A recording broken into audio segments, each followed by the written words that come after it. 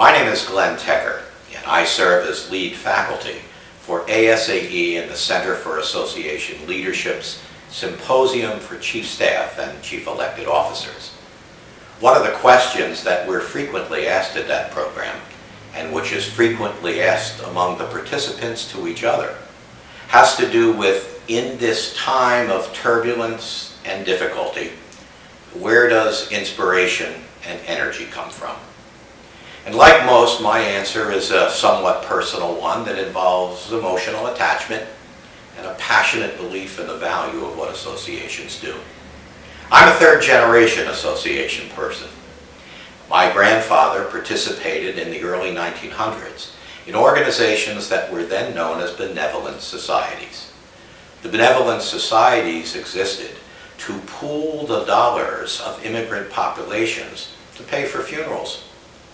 I guess to some extent that experience encouraged my father in the late 1940s to move into the field of association management, then called trade and exhibit management. Now, through a series of assignments in different industries and different professions, I came to understand the field of association leadership, I guess, in a little different way than most. I can remember as a young child crawling around underneath the board table of meetings of board of directors being held in our home, a situation which many of my partners used to explain a great deal of dysfunctionality in my adult life. Nonetheless, the passion for associations comes from both that personal experience and from an understanding of the value of associations as a kind of enterprise in a democratic society. Now, think about what the major business lines of associations are. One major business line of associations is knowledge transfer. That is, moving information, insight, and knowledge from people and places that have them to people and places that need them. The free flow of information is one of the most important and most basic threads in the fabric of a democratic society. A second major business line of most associations is advocacy. That is, populations of individuals voluntarily forming together to pursue righteous interests of themselves, and by forming a unified voice that is more effective than any of their individual voices could be alone.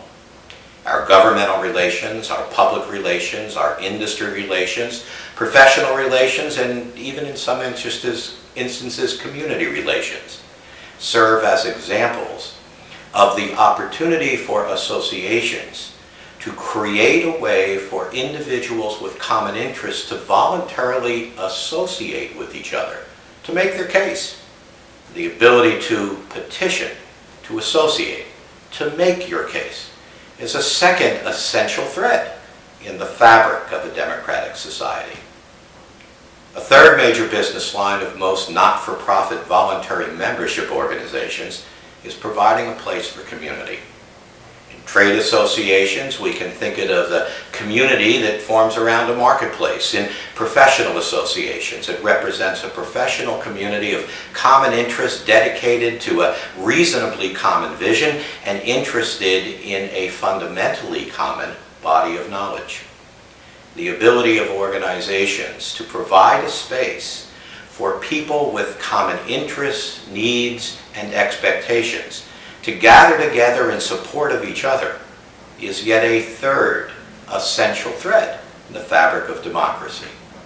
My energy and my inspiration comes from my personal experience in having been the recipient of the rewards of being involved in organizations that serve that role in a participatory, fundamentally democratic institution and society.